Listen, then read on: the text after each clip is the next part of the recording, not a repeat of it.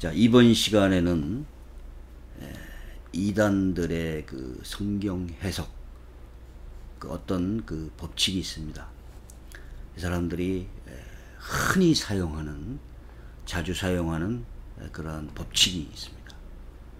이것을 한번 연구해 보겠습니다. 자, 이 사람들이 항상 뭐라고 그러냐면, 정통교리, 정통신학은 자기네들이 탁상에서 만든 것이다, 이렇게 이제 얘기를 하죠. 그러나 전혀 그렇지 않습니다. 이 정통교리는 교회사를 보게 되면 항상 먼저 이단교리가 나타납니다. 그래서 그것을 반박하고 비판하는 과정에서 이 정통교리가 정립되어지는 것을 알 수 있습니다. 예수 그리스도가 직접 살아계셨을 때, 혹은 사도들이 직접 살아있었을 때는 큰 문제가 되진 않았습니다. 그러나 예수 그리스도가 돌아가시고 또 사도들이 다 돌아가신 다음에, 그 다음에는 많은 이단들이 초대교회에 나타나기 시작합니다. 자, 이때 정통교리들이 필요했었던 것이죠. 그래서 이 이단들이 이상한 주장을 하게 되면 교회가 그들을 대항하고 반박하는 과정과 어떤 토론을 거치면서 이 정통신학이 정립된 것입니다. 그래서 이 정통교리는 반드시 필요합니다. 이 교리를 알아야 하는 이유는 이단이나 다른 복음에 대처하고 그들을 막기 위해서입니다. 그래서 정통교리는 울타리와 같은 역할을 합니다. 외부로부터 침입을 방지하고 또 우리가 외부로 향해 나가려는 이탈을 보호하게 되는 겁니다.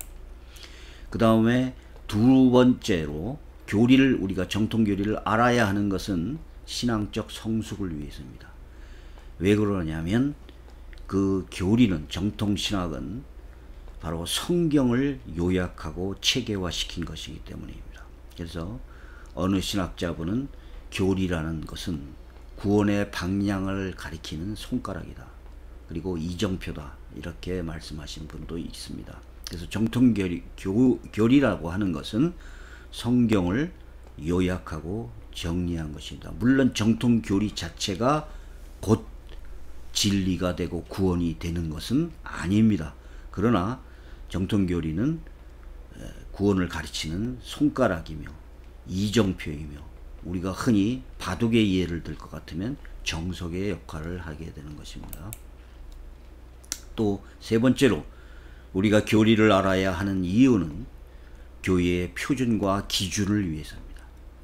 그래서 어떤 주장이 잘못된 것인지, 또 그 어떤 신앙이 표준적이고 객관적인지, 이 기준을 알려주는 것입니다. 그 다음에 네 번째로, 우리가 정통신학 교리를 알아야만 전도를 할 수 있는 것입니다. 그래서 무조건 뭐 믿으라, 이런 것보다는 왜, 무엇을 어떻게 믿느냐, 이것을 성경적으로 설명해 줄 수 있어야만 합니다. 자, 제가 지금 말씀드리려는 것은 이단들이 성경을 가지고 사용하는 수법입니다. 자, 이단들이라고 해서 성경에 없는 주장을 하는 것이 아니고, 성경과 전혀 관계없는 주장을 하는 것이 아닙니다. 그렇게 되면 사람들이 따르질 않겠죠. 결국은 이 사람들이 자기네들 주장이 성경에 있다, 성경적이라고 오히려 더 강조합니다. 그래서 이 이단에 빠진 사람들은 자기들이 더욱 성경적이다, 가장 성경적이다라고 주장하게 됩니다. 이것을 우리는 성경의 패턴화 현상이라고 합니다. 이 패턴이라는 것은 어떤 정형화, 어떤 틀에 짠다든가 이런 의미를 얘기하는 것이죠. 그러니까 성경을 정형화시키든지 어떤 틀에 짜서 맞춰 놓습니다. 그러면 그거를 배우는 사람들은 뭐라고 설명을 하냐면, 우리들이 가장 성경적이다라고 설명을 하게 됩니다. 자, 성경에 이 절대성, 이걸 이렇게 이제 말씀을 드릴 수 있는데요. 이 절대성을 속이는 네 가지 방법이 있습니다. 첫 번째, 부분적인 구절말을 강조하여 이것을 전체 교리에다가 짜맞춥니다. 그러니까 성경을 부분적인 구절말을 강조합니다. 그렇게 되면 이 사람들은, 그걸 배우는 사람들은 아, 성경적이구나, 성경이 정말 있구나 라고 생각하는 것이죠. 그러나 성경 전체가 얘기하는 구절이 아닙니다.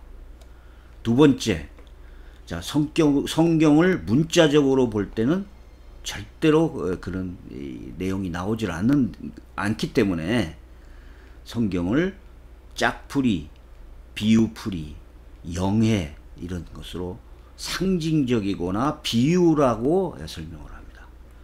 그러면 이거를 배우는 사람들은 이 성경은 이러한 비유적인 의미가 있구나 라고 생각을 하게 되는 것이죠.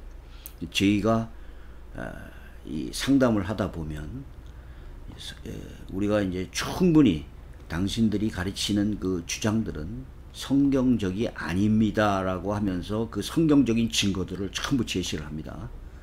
그럴 때 이 사람이 뭐라고, 저한테 상담을 받은 사람이 직접 하는 얘기입니다. 선생님은 성경을 문자적으로만 보시네요. 이렇게 얘기를 합니다. 그래서 왜 이 사람들은 성경들을 전부 상징이고 비유다, 그리고 영적인 해석을 해야 된다라고 배웠기 때문입니다.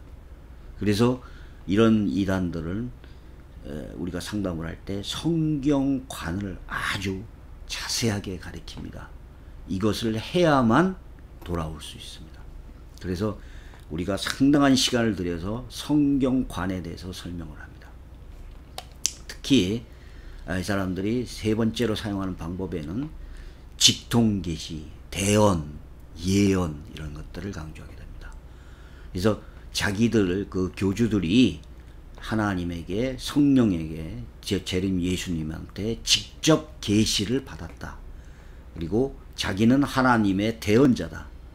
또 예언을 한다든가 이런 것을 강조하게 됩니다. 그러면 성경이 절대화를 부정하게 되는 거죠. 그 다음에 네 번째 방법은 뭐냐면 성경 외에 다른 경전을, 또 다른 선지자를 강조하게 되는 겁니다. 또 혹은 사도들이 지금 있다, 이렇게 얘기하는 것이죠. 사도들이 있다, 중보자가 있다, 예언자가 있다. 그래서 이런 그 주장을 함으로써 성경 외에 다른 경전을 강조하게 되는 겁니다. 자, 우리가 성경 전체를 무시한 부분적인 해석을 보겠습니다. 자, 성경에 보면은 예수 그리스도뿐만이 아니라 십계명에도 나와 있죠. 부모에게 효도하라, 형제들과 화목해라, 수없이 많은 구절들이 나옵니다.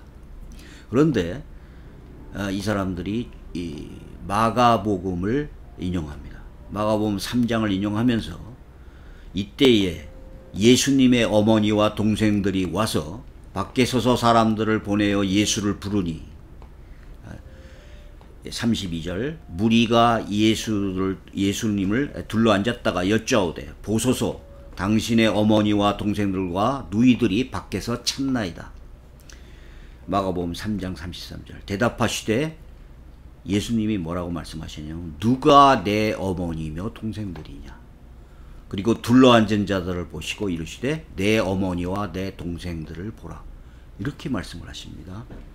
자, 그러면 이 성경 기절을 가지고 뭐라고 그러냐면 우리의 육적인 가족들은 가족이 아니다. 그러면 혈연적이고 육적인 가족은 가족이 아니고 우리 교회의 영적인 형제들, 가족들이 정말로 가족들이다 라고 가르치는 겁니다. 그래서 자, 이 가족들이, 어머니와 아버지와 형제들이 너 이단에 빠졌으니까 가지 말아라 라고 얘기하면 집을 가출하라 라고까지 가르치는 것이죠. 이런 성경 기조를 가지고 이렇게 부분적으로 해석하는 겁니다. 그런데 예수 그리스도 이 성경 기절은, 자, 어느 성경 기절도 자기의 가족과 부모를 가지고 내 어머니, 누가 내 어머니고 동생들이냐 이렇게 얘기하라고 가르친 적은 한 번도 없습니다. 이것은 바로 예수님이니까 가능한 것입니다. 왜? 예수님은 바로 태초에 계셨던 하나님, 성자 하나님이셨고 또 하나님의 아들이셨습니다. 이러한 입장에서 예수님은 하나님 나라의 복음을 위하여 이 땅에 오셨고, 비록 마리아에게 잉태하여 나셨지만 하나님의 아들이셨기 때문에 이렇게 얘기할 수가 있었던 것이죠. 이것을 우리한테 적용을 시켜서 자, 우리의 가족은 가족이 아니다, 이렇게 얘기를 하는 것이, 그러니까 상식을 무시하는 것이죠. 상식을요. 자, 성경은 이렇게 얘기합니다. 자녀들아, 너희 부모를 주 안에서 순종하라. 이것이 옳으니라. 자, 디모데전서 5장 8절에는 뭐라고 설명되어 있냐면, 누구든지 자기 친족, 특히 자기 가족을 돌보지 아니하면 믿음을 배반한 자요 불신자보다 더 악한 자니라. 이렇게 성경을 얘기합니다. 자기 가족을 돌보지 않는 사람은 믿음을 배반한 자고 불신자보다 더 악한 자다. 이렇게 성경은 얘기하고 있습니다. 자, 골로새서 3장 20절에도 자녀들아 모든 일에 부모에게 순종하라. 이는 주 안에서 기쁘게 하는 것, 주 안에서 기쁘게 하는 것이라는 것이. 자, 이런 성경을 모두 무시하고 예수 그리스도에게, 하나님의 아들에게 적용되는 구절 하나를 딱 끄집어내서, 자, 이거 봐라, 예수님도 이러시지 않았느냐, 이렇게 하면서 육체 가족은 중요한 것이 아니다, 이렇게 합니다. 십계명에도 뭐라고 되어 있습니까? 네 부모를 공경하라까지 나와 있습니다. 또 로마서 1장 30절, 비방하는 자여, 하나님의 미워하시는 자여, 능욕하는 자여, 교만하는 자여, 자랑하는 자여, 악을 도모하는 자여, 부모를 거역하는 자여. 이런 이 사악한 죄에 부모를 거역하는 죄가 포함이 되어 있습니다. 마태복음 15장 4절, 하나님이 이르셨을 때 네 부모를 공경하라 하시고, 네 아버지나 어머니를 비방하는 자는 반드시 죽음을 당하리라. 이런 식으로 얘기를 하고 있죠. 자, 그러니까 얼마나 성경을 부분적으로만 해석하느냐, 이것이 그 이단들의 수법입니다.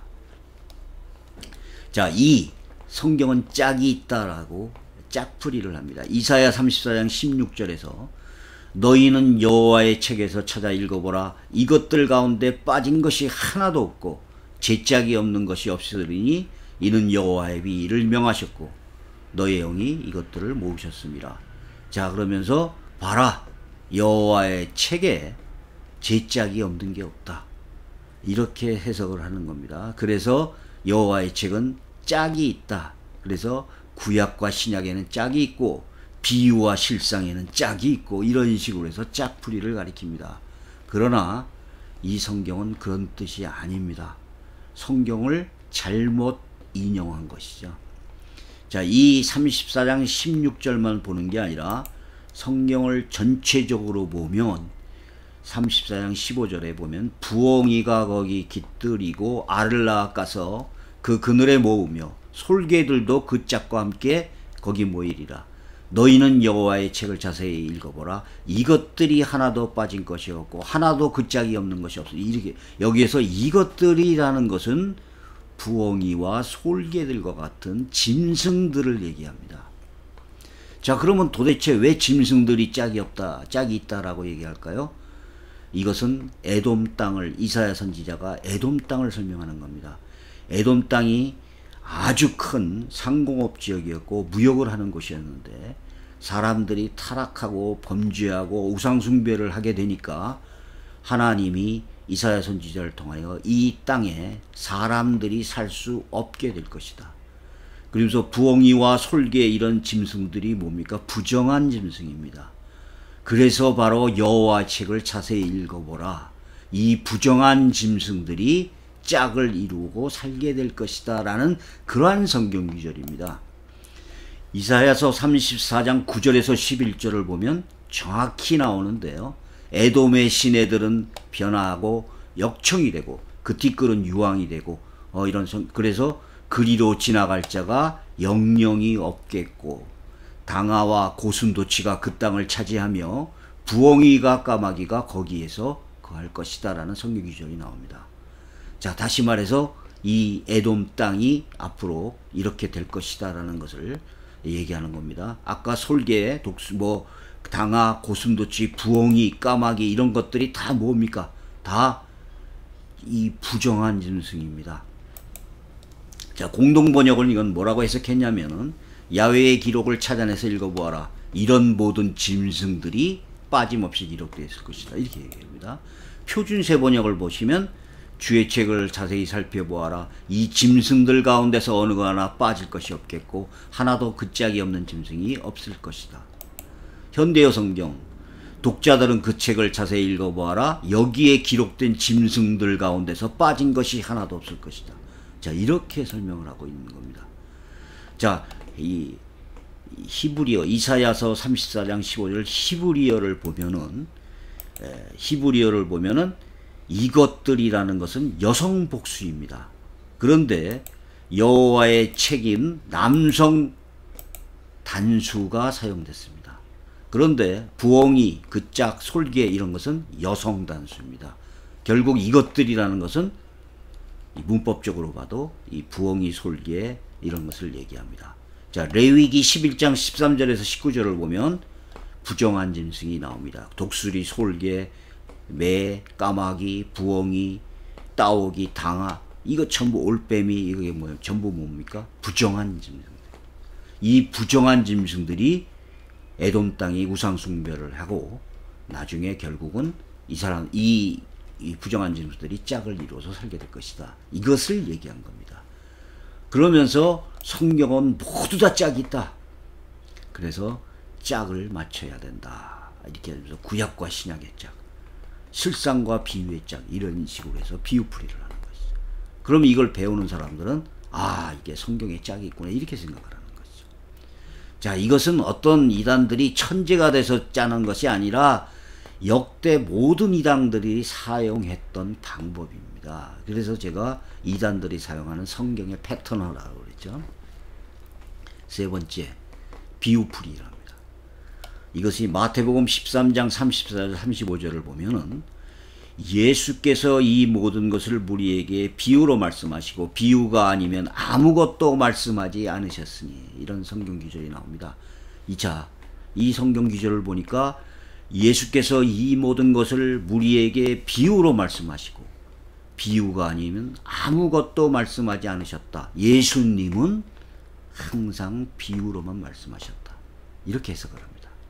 그래서 예수님의 말씀은 이 기독교에서는 자꾸 문자적으로 해석을 하는데 그건 잘못하고 있는 거다. 이거는 다 비유로 해석해야 되는 것이 맞다. 이렇게 이제 하는 겁니다. 이것도 역대 이단들이 모든 이 수법을 사용합니다. 그래갖고 성경을 모두 비유풀이로 사용하는 것이죠. 자, 마태복음 13장을 앞에 성경을 우리가 읽을 때는 전체적으로 봐야 됩니다. 전체적으로. 그래서 마태복음 13장 앞에 보니까 예수께서 집에서 나가서 바닷가에 앉아 계셨습니다. 그럴 때 13장 2절에서 큰 무리가 그에게 몰려들었습니다. 그러니까 예수님이 배에 올라가 앉으시고 온 무리가 해변에 섰다. 이렇게 성경은 얘기합니다. 자, 그래서 예수님이 네 가지의 비유를 말씀하십니다. 네 가지 밭에 대한 비유를 맞죠. 13장 3절에 13장 24절에는 알곡과 가라지에 대한 비유를 말씀하십니다. 그날 모였던 유대인들한테 말입니다. 마태복음 13장 31절에는 겨자씨에 대한 비유를 얘기합니다. 작은 겨자씨를 심었더니 큰 나무가 돼서 새각이 뜬다. 자, 마태복음 13장 33절에는 누룩에 대한 비유입니다. 이 가루소말 속에 여자가 누룩을 넣었더니 부풀게 됐다. 자, 이런 그 비유를 합니다. 이 네 가지 비유를 말씀하신 다음에 예수께서 이 모든 것을 무리에게 비유로 말씀하시고 그 비유가 아니면 아무것도 말씀하지 않으셨으니 라고 얘기한 겁니다. 그럼 여기서 이 모든 것은 뭡니까? 바로 예수님이 앞에서 말씀하신 네 가지 비유. 그럼 무리에게라는 그 무리는 누굽니까? 그날 모였던 유대인들의 무리를 얘기하는 겁니다. 자, 그래서 그날 예수님이 바닷가에 앉으셨다가 유대인들의 무리들이 몰려오니까 네 가지 비유를 말씀하세요. 모두 13장에는 7가지 비유가 나오는데요. 그 유대인들한테 4가지 비유를 말씀하시고 난 다음에 이 모든 것을 무리에게 비유로 말씀하셨다는 겁니다. 이것을 마치 예수님이 모든 말씀을 다 비유로 한 것처럼, 심지어 이 성경 전체가 비유다라고 하는 이런 규절까지 여기서 인용을 하게 됩니다. 여기서 이 모든 것을 영어 성경으로 보면 뭘까요? All these things. 이 모든 것. 전치사, 지시대명사 this가 나와 있습니다. 이 모든 것. 그러면 무리에게라는 것은 뭘까요? 무리에게는 to the crowd, 더가 있으면 더, 그 무리들이라는 뜻이죠. 그 무리들. 자, 이렇게 성경을 합니다. 마태복음 13장 51절에는 이렇게 나옵니다. 이 모든 것을 깨달았느냐? 대답하니까 그러하오이다. 자, 이 모든 것을 깨달았느냐는 것은 뭡니까? 예수님이 제자들한테 하신 말씀들이죠. 자, 이거 성경 다 깨달았느냐? 이런 얘기가 아니죠. 자, 마태복음 13장 53절에 예수께서 이 모든 비유를 마치신 후에 그곳을 떠나서, 자, 여기서 이 모든 비유는 뭡니까? 제자들한테 예수님이 비유로 말씀하시고 그곳을 떠나갔다라는 얘기죠. 자, 이것을 성경을 다 깨달았느냐, 성경을 마친 다음에, 이런 뜻이 아니잖아요. 그러니까 이렇게 성경을 비유풀이를 하는 겁니다. 이제 비유는 직유법이 있고 은유법이 있고 의인법이 있습니다. 성경에서 나오는 비유는. 직유법이라는 건 뭡니다? 쟁반같이 둥근 달. 은유법은 뭡니까? 텔레비전은 바보상자이다. 의인법은 뭡니까? 자, 자연, 예를 들어서 새들이 노래를 한다. 나무가 손뼉을 친다. 이런 것을 얘기하는 것이죠. 이런 비유. 자, 새들의 노래를 합니까? 아니면 나무가 박수를 칩니까? 이런 것은 하나의 비유, 의인법입니다. 의인법. 강조하기 위한 것이죠. 자, 온 세상이 하나님을 찬양한다라는 표시로서 나무가 박수를 친다. 이렇게 얘기를 하는 것이지요. 그런데 이제 직유법도 뭐 쟁반같이 둥근 달. 이것을 이단들이 뭐라고 해석하냐면, 쟁반같이 둥근 달, 봐라, 쟁반같이 둥글다고, 달이 둥글다고 하지 않았느냐. 그러니까 쟁반은 곧 달이다. 이렇게 해석을 해요. 여기에 넘어가요. 그러니까 쟁반이라는 단어가 만일 성경에서 나오면 이것은 달이다. 이렇게 해석을 한다는 거예요. 그럼 텔레비전은 바보상자이다. 그래서 봐라, 텔레비전이 바보상자라고 그러지 않느냐. 텔레비전은 뭐냐? 상자다. 이렇게 해석을 하면은 이거는 정말 무슨 초등학교 다니는 학생들도 웃을 정도의 그러한 것이죠. 근데 여기에 넘어간다는 거예요. 자, 이런 앞에 제가 말씀드렸던 성경을 비유풀이를 하는 이런 내용, 짝풀이를 하는 내용, 뭐 예수님은 모두 성경을 비유로만 말씀하셨다는 내용, 이런 거를 가리킴으로써 성경관들이 달라져 버리는 겁니다. 그래서 성경을 비유로 해석하는, 모든 성경을 비유로 해석하는 이런 것이 됩니다. 자, 또 4번째 방법이 있는데, 성경을 자의적으로 해석하는 겁니다. 자, 대표적인 게 뭘까요? 동방의 의인입니다. 우리나라의 동방의 의인이 40명이 넘습니다. 전부 자기가 동방의 의인이라고 합니다. 이사야서에서 뭐라고 나오냐면, 너희가 동방에서 여호와를 영화롭게 하고 바다 모든 섬에서 이스라엘 하나님의 여호와의 이름을 영화롭게 하실 것이다. 또 이사야 46장 11절, 내가 동방에서 독수리를 부르며 먼 나라에서 나의 모약을 이룰 사람을 부를 것이라. 이런 성경 규절을 대면서 자기가 동방에서 온 의인이다 라고 얘기하는 겁니다. 그래서 전부, 자, 우리나라가 바로 동방이고 해 뜨는 나라가 아니냐. 그래서 바로 동방의 은이 우리나라에서 온다. 자, 이렇게 해석하는 사람들이 무지하게 많습니다. 자, 그런데 이사야서의 44장 28절을 보면 정확하게 표시가 되어 있습니다. 뭐라고 되어 있을까요? 44장 28절, 고레스에 대해서는 이르기를 그는 나의 목자라, 나의 기쁨을 성취하리라 하며, 예루살렘에 대하여는 이르기를 중건되리라 하며, 성전에 대하여 이르기를 내 기초가 세움이 되리라 하는 자니라 라고 나옵니다. 자, 페르시아의 왕이 고레스라는 왕이 있었습니다. 이 고레스가 페르시아의 왕이었는데 이 일대를 모두 다 정복을 합니다. 그래서 그 포로된 이스라엘 백성들을 풀어줍니다. 풀어줘서 너희들은 이스라엘로 예루살렘으로 돌아가서 성전을 다시 재건하라라고 해줍니다. 이것을 이사야 선지자를 통하여 하나님이 이 고레스를 보냈다라고 얘기를 하는 것이 바로 동방의 의인입니다. 이것을 뭐 자기가 동방의 의인이라고 얘기를 하면서 이 동방이 뭐 해 뜨는 곳이다 이렇게 설명을 하는 거예요. 왜 그랬을까요?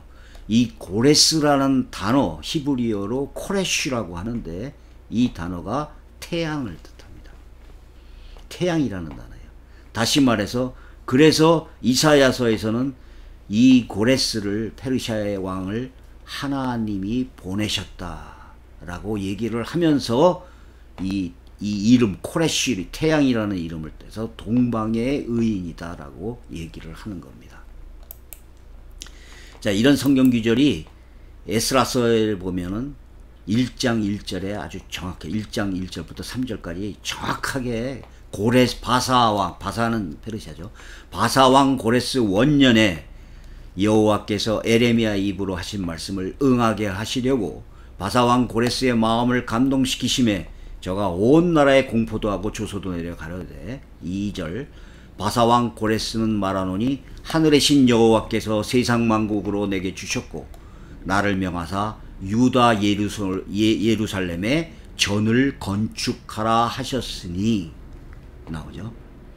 자, 그래서 여호와께서 여기 에레미야 입으로 하신 말씀을 응하게 하시려고 바사왕 페르시아 왕 고레스의 마음을 감동시켜서 이 이스라엘 백성, 포로된 이스라엘 백성을 풀어줘 가지고 예루살렘에 가서 성전을 건축하라라고 했다는 거죠. 자, 이것을 자기가 지금 동방의 의인이다라고 얘기하는 겁니다. 자, 그 다음에 풍유의 대표적인 예를 하나 더 설명하겠습니다. 자, 누가복음 10장 25절 29절에 어느 율법 교사가 일어나서 예수님을 시험하기 위해서 질문을 합니다.